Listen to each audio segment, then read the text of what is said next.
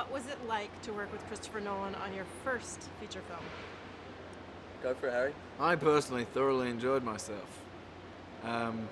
He's amazing. I've always been a massive fan of Chris's movies, and I think just getting to watch him work was felt like a big part of the whole experience. It was very surreal getting to watch him work every day, and it felt pretty amazing to be involved in the project really with him going. Yeah, no, similarly, I was a big fan. He's obviously got an amazing mind and is a genius. I think enough people will tell you that. But what I really liked is how he is on set. It means that he creates a very kind of close, kind of intimate vibe, even though you're surrounded by these huge scale sets and massive warships and Spitfires overhead. He's very present all the time, very hands-on. Yeah. Tell me a little bit about the characters that you play and how they meet and sort of team up from them. So I play Alex, who's just a young British soldier, and he's nice. I think when he meets Finn and Aneurin's characters, he's kind of he feels like he's a little more experienced than them. He's a little kind of more edgy, but at the same time, he's obviously just as scared of dying as everyone else is. I think he starts out by kind of trying to help them a little bit, and then, he's, will kind of do anything to survive. So he's a little, maybe a little tougher in terms of what he thinks being at war is supposed to be. But I think by the end, it's just kind of instinctive camaraderie of, we're in a tight spot and we're on the same team, so we'll kind of do anything to get out of it. Yeah, I played Tommy, who's a young private, and he's clearly much less experienced than Harry's character. I think I'd also probably say he's probably a bit more compassionate, maybe because of his age and lack of experience, so he doesn't have quite the same mindset as Alex does. He's a bit less harsh, a bit more hopeful in some ways, but still with that drive to get home that all of the characters have, I think. Yeah, I think there's a good contrast between the two.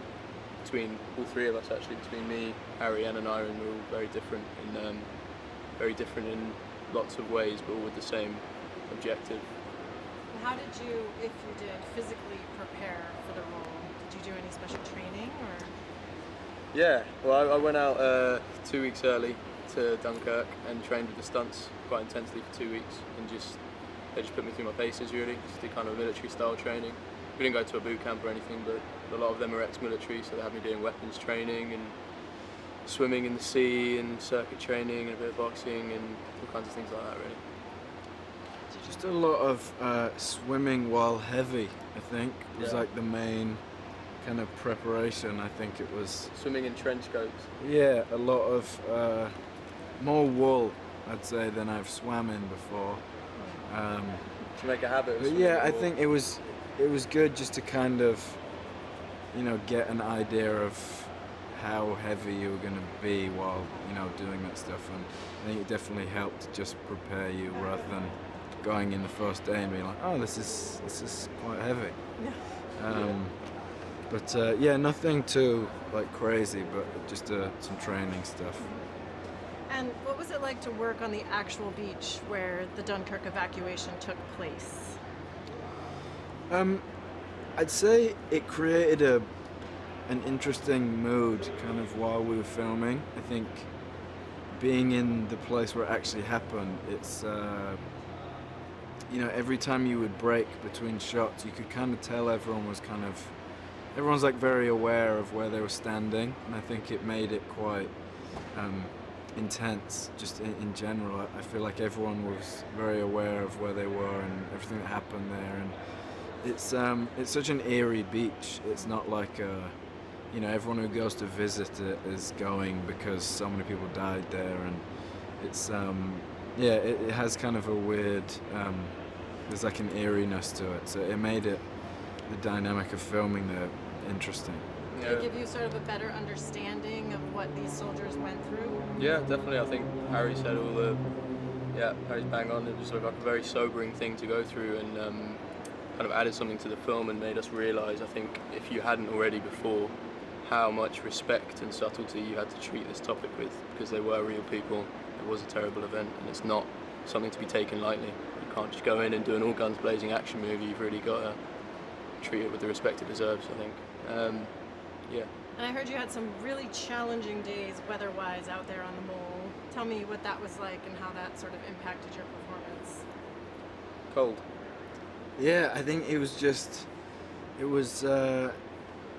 very cold. I think it helped in terms of it didn't require much acting in terms of the elements, and obviously you can't recreate the feeling of what actually would have been like, and the elements being tough is nothing in comparison to obviously what the soldiers would have gone through. But yeah, I think it just made it this like visceral experience of kind of having elements hit you from everywhere, and just made it so much more real than being in a studio or something and doing it that way. Use it was the phrase thrown around a lot by Emma and Chris. Oh, it's pretty cold, isn't it? It's quite rainy. Yeah, use it. And I wouldn't have had it any other way. I think if it had been done any other way, if we'd been sitting in warm tents and going out to do one shot, it wouldn't have looked as good. I wouldn't have felt as proud of it. I think there's no problem with working hard and being cold and wet for something like this. It's a very important thing to be talked about. Had you known about the miracle of Dunkirk before this movie? Or? Yeah, I think you touch on it at school, but it's not. I think it was so early on and obviously not considered a victory. So I don't think people teach it as much as you would expect, and I think there was something that's so great about the movie is that it's such a massive piece of history and an important part of the war, and I think it's such an important part that isn't told that often, and I think it's a really good look into a piece of history that's often looked over. I think the movie's amazing. I think he's done such an amazing thing with the story and how he's told it, and it's great. I think you learn about the spirit of Dunkirk a lot at school, or at least it's clear when you learn about the war that the spirit of Dunkirk, Dunkirk set the tone for the rest of the war and how Britain would react throughout the rest of the war, which was a very coming together kind of thing with the British people, of supporting each other, supporting the troops to get through this time of crisis. So I think you touch more on the spirit of Dunkirk, but not necessarily the actual events that took place.